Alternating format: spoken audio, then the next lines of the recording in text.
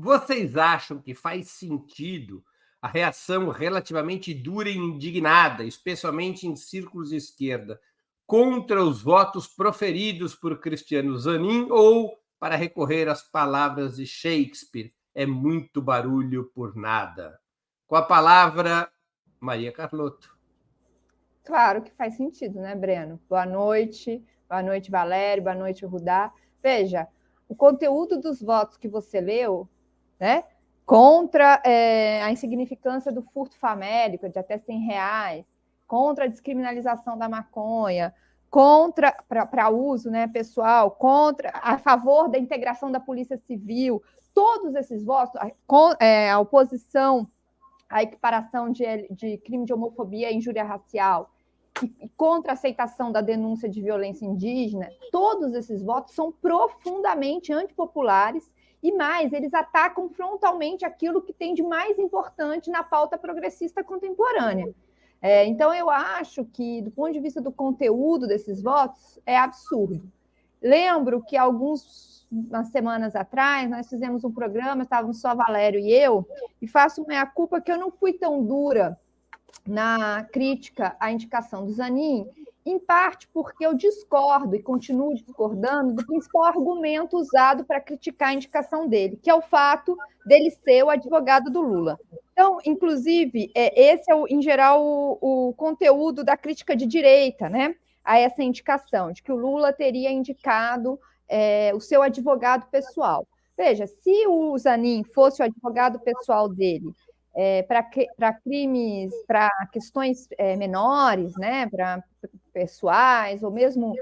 Tudo bem, mas veja, o Zanin foi advogado do Lula numa das maiores causas, uma das causas mais importantes da nova República, que foi a causa da Lava Jato. Então, eu acho que neste ponto, e dada a importância que a Lava Jato teve no período anterior, né, no STF, tudo isso eu acho que justificaria a indicação dele.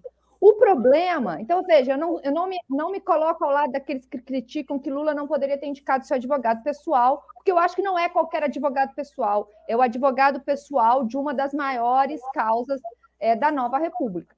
Porém, e aí é que eu acho que é o grave, é que já haviam indicações, e a esquerda, especialmente a esquerda que partilha de um certo pacto da branquitude, a gente precisa falar sobre isso, não ouviu com atenção devida às indicações que já haviam de parte do movimento negro, de outros movimentos populares, de que ele era muito conservador. Este foi o problema. Então, eu acho que na questão do Zanin, eu não me coloco ao lado daqueles que criticam o Lula por ter indicado seu advogado pessoal, pelas razões que eu já coloquei, mas me coloco sim ao lado daqueles que acham que o Lula deveria ter levado em conta outros critérios, especialmente o histórico do advogado, do ministro do STF ser indicado em relação aos movimentos sociais, especialmente, para eu concluir, em relação ao movimento negro, porque essa é a pauta jurídica mais importante do país e será no próximo período. Veja a Operação Escudo e a questão dos povos indígenas, né, e outras questões que se colocam aí no horizonte. Valério Arcari com a palavra. Boa noite a todos.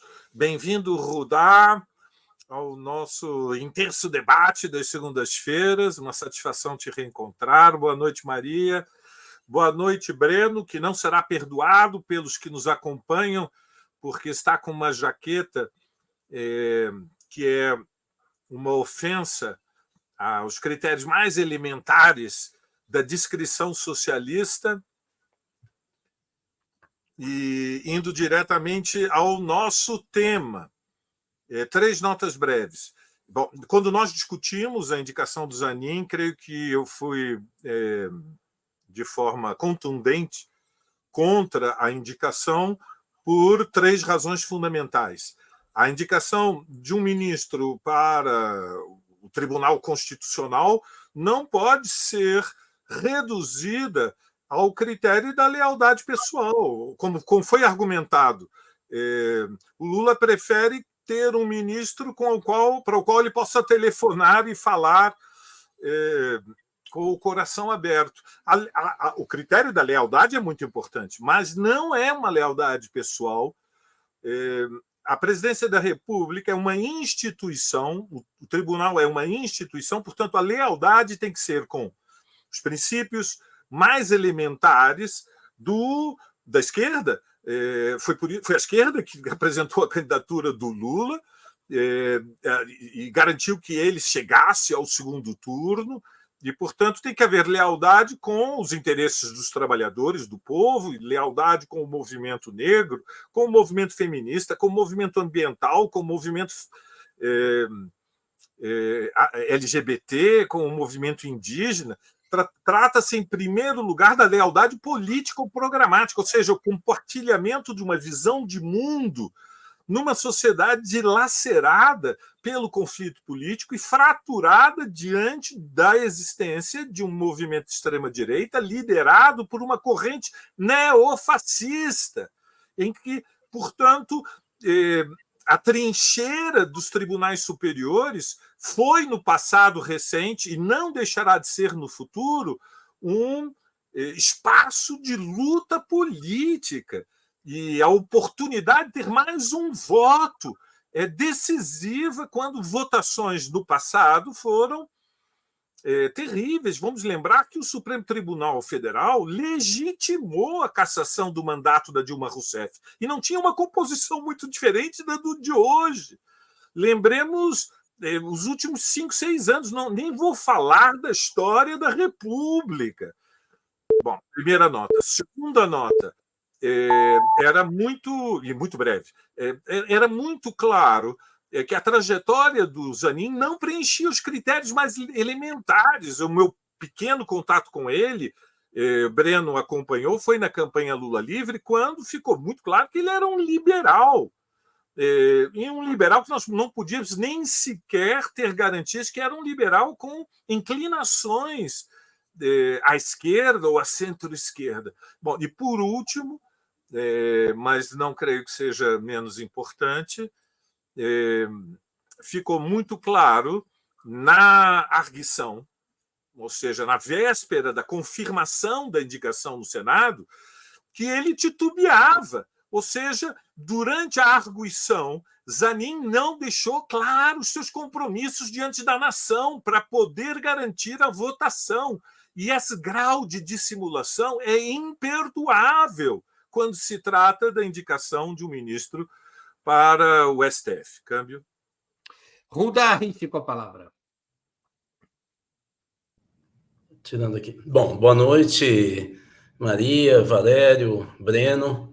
Eu queria fazer aqui uma objeção. Eu não sou um esteta, mas estou achando que essa vestimenta está apropriada aqui, porque combina com as cores da biblioteca ali do Breno, que eu sempre invejei e deixei público. Bom, mas o que eu queria dizer é o seguinte: eu acho que a crítica severa e dura tem sentido, vou explicar por quê, mas a indignação não.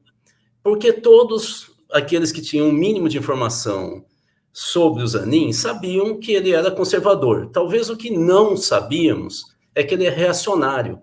O Mauro Lopes escreveu um artigo, que está rodando bastante nas redes sociais, dizendo isso. É o mais reacionário ministro do STF desde a Constituinte. Esse é vamos dizer assim, o julgamento do Mauro Lopes.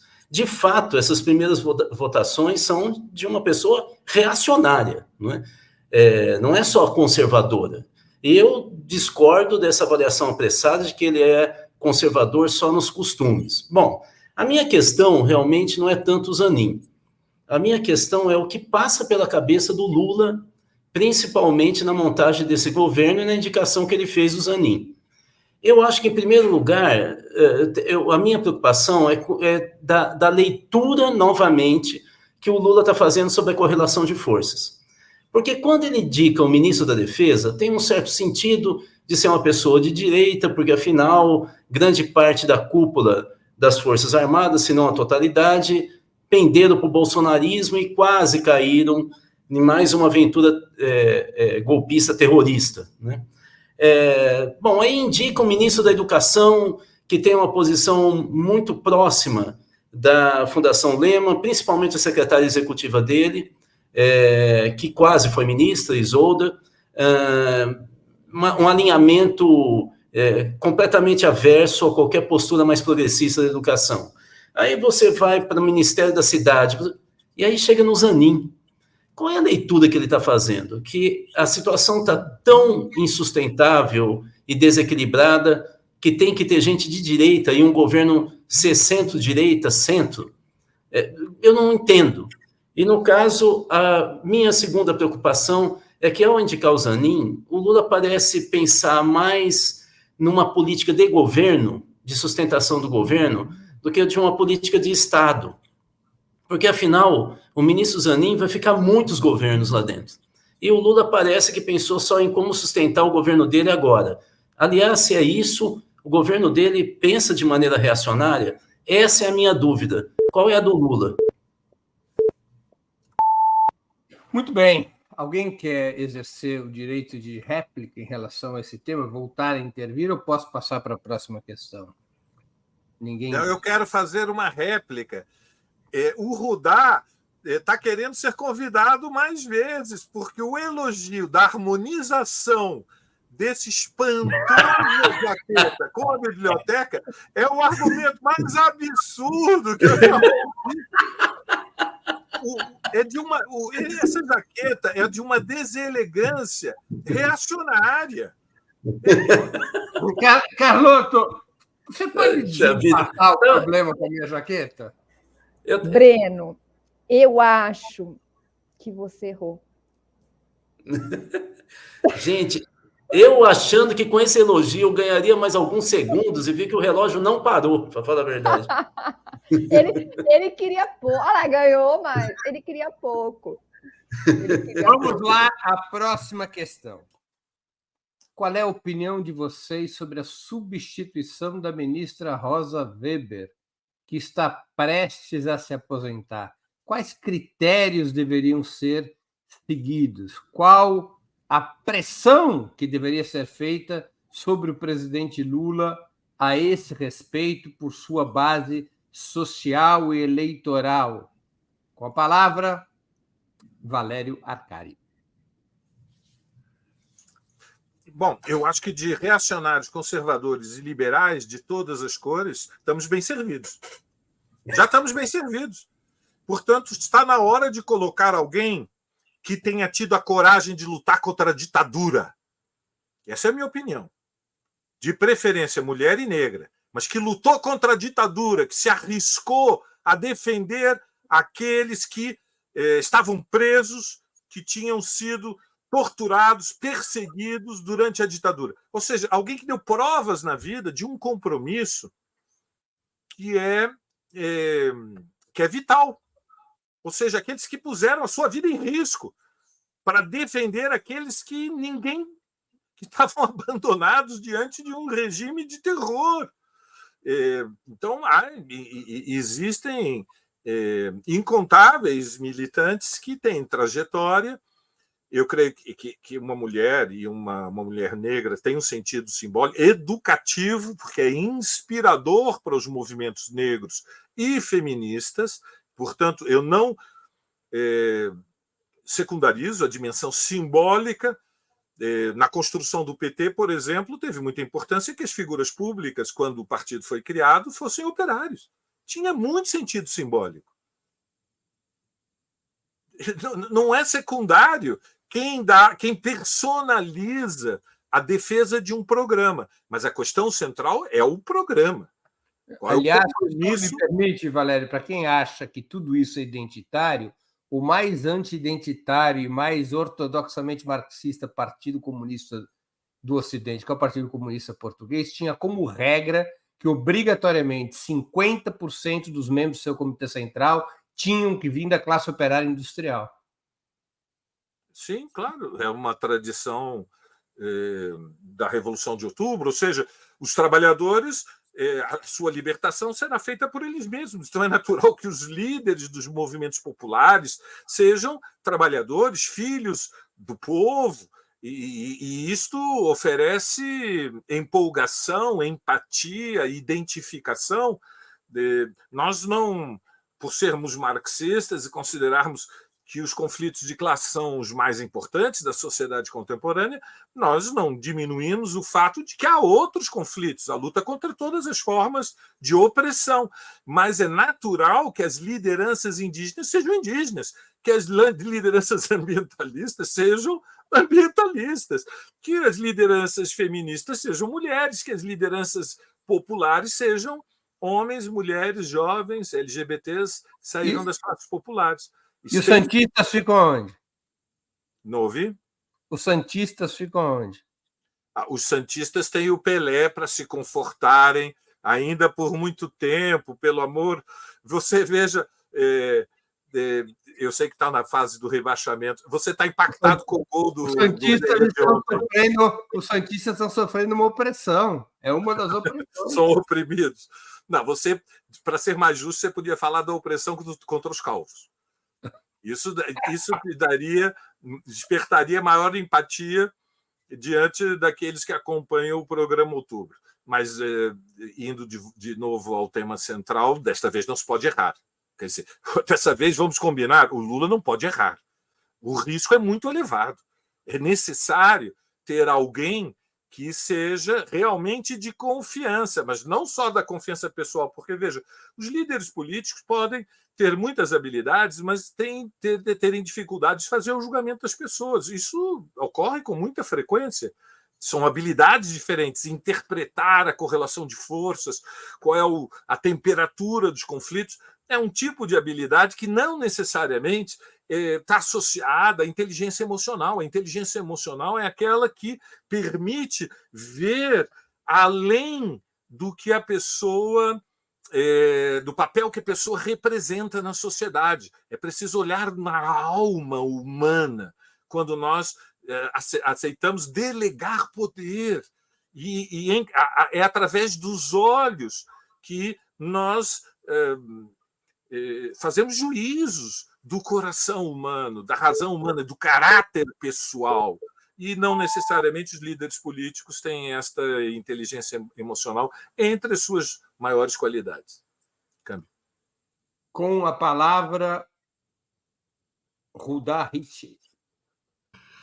Bom, eu concordo plenamente com o Valério, então eu só vou fazer aqui um esboço ou uma ênfase. Em primeiro lugar, esse é um cargo que está sendo disputado politicamente, para a gente então deixar claro. Vamos só lembrar, está se falando do Luiz Felipe Salomão como indicação do Alexandre de Moraes, do Bruno,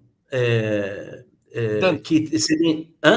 Bruno Dantas, que seria indicação do Gilmar Mendes. No campo lulista, vamos dizer assim, já se fez campanha, inclusive me parece dos muito amigos, do Flávio Dino e do Rodrigo Pacheco. Eu queria dizer o seguinte, a disputa está aberta. Eu acho que, além das indicações de características que o Valério falou, que inclusive se alinham com o que a Maria tinha falado, né? Quando eu falei ela disse sobre cotas, mas essa característica do Brasil real vir a tomar o Estado e decidir os rumos do Estado, eu acho, sinceramente, que a disputa tem, para nós, que ser do campo da esquerda.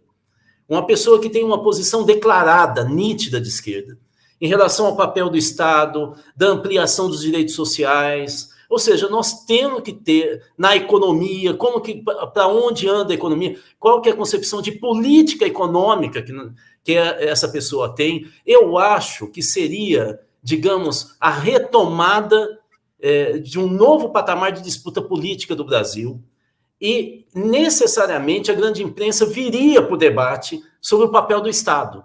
Mesmo ela querendo fugir, a indicação de alguém declaradamente de esquerda seria muito importante, inclusive para abrir o debate político. Vamos imaginar que isso criasse algum problema no Senado. Faz parte do jogo isso, entende? O que eu acho é que nós estamos nos recuando tanto que a gente coloca, inclusive, em xeque a história do próprio PT. Ou seja, o PT cresceu sob uma correlação de forças desfavorável ao seu crescimento. Porque a correlação de forças não é algo fixo, é algo que é dinâmico, que você empurra se você tiver determinação, organização e mobilização. Nós estamos justamente abrindo mão dessas 3 características. Nós estamos fraquejando, nós não mobilizamos e a gente não avança politicamente na organização. Eu acho que tinha que ser uma demonstração nítida de que são pessoas que estão no campo da esquerda, né?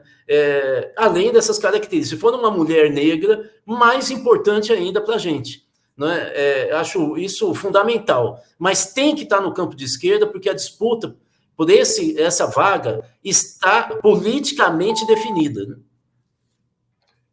Maria Carlotto, com a palavra, apesar de também não ter gostado da minha jaqueta xadrez. Não, Breno, eu diria que você já veio em trajes melhores, mas eu acho que defendo a liberdade de escolha do vestimento. Eu acho que no socialismo as pessoas poderão escolher o que usar. Vai falando que eu vou cortar os pulsos e já volto. Bom, isso... Desculpe, Maria, só uma questão, que oprimido mesmo no Brasil, nesse momento no futebol, é o Corinthians, mas tudo bem, pode continuar.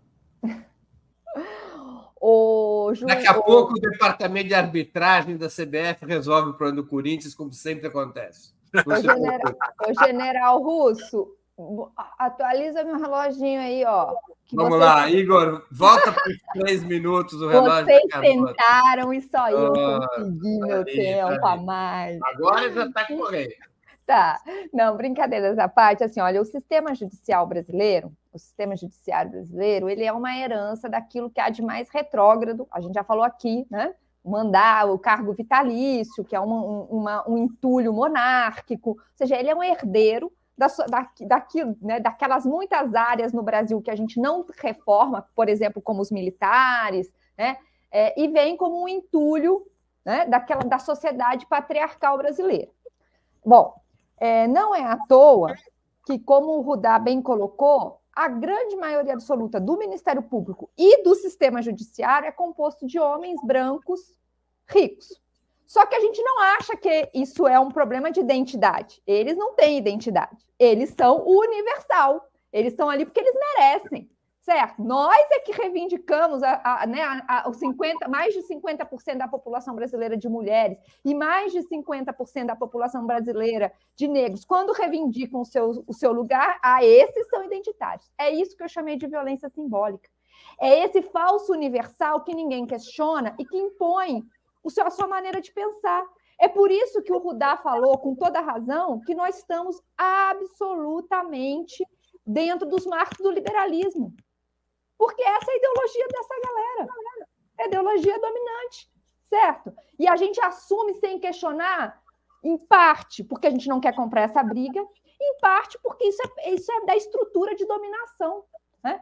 Então, eu quero dizer que a defesa, né, de alguém que enfrente o terrorismo de Estado, que enfrente esses entulhos, que passa, sim, por outros corpos, isso é importante dizer, né, por corpos femininos, por experiências femininas, por experiências negras, por experiências de pessoas da classe trabalhadora. Essa dimensão não tem nada de identitário, gente. Isso é disputa política com P maiúsculo. E eu acho que a disputa que se a gente veio de um ciclo recente de defesa da democracia, embora isso permaneça, isso está na pauta, concordo com o Valério, né? Isso está na nossa dimensão de disputa imediata, a gente precisa dar corpo para isso, né? Precisa ter conteúdo de classe, de raça, de gênero, porque isso está gritando na nossa frente, na nossa cara. Olha o que aconteceu com a mãe Bernadette, olha o que está acontecendo com as populações indígenas, olha o que está acontecendo na Baixada de São Paulo, que é uma operação, na meu ver, um laboratório do que vem por aí. Então, a gente precisa colocar isso na pauta, e não é uma questão identitária menor, é uma questão central. Precisa ser uma mulher, preferencialmente uma mulher negra, pactuada com os valores de esquerda. Muito bem, chegamos assim ao final de mais uma edição do programa Outubro, que é apresentado ao vivo de segundas às sextas-feiras, sempre às 19 horas. Eu conversei hoje com Maria Carlotto, Valério Arcari e o Rudá Hit. Mais uma vez, lembro que hoje são os 40 anos de aniversário da Central Única dos Trabalhadores, que merece os nossos parabéns por uma trajetória tão longa, é a mais longa central sindical da história brasileira. Muito obrigado. Hoje, Breno, hoje também é o dia de aniversário do meu retorno ao Brasil. Eu voltei ao Brasil em 28 de agosto de 78, depois de 12 anos fora. Que bonito, Valério. Bonito, emocionou aqui, viu? Emocionou. Valério. Bem-vindo, eu nasci Valério. 3 vezes. Eu nasci... Teve um problema que você... Nasci com a Revolução Portuguesa e nasci uma terceira vez quando eu voltei para o Brasil. Voltei sozinho. A minha família, a minha mãe disse, não volto tão cedo. Eu falei, olha, a ditadura... Não fui eu a bloquear. Caiu. Ele voltou. Deu uma travadinha. Teve o problema de que você voltou trotskista, mas ninguém é perfeito, né, Valério? A gente gosta de você, Valério, mesmo. A gente gosta de você.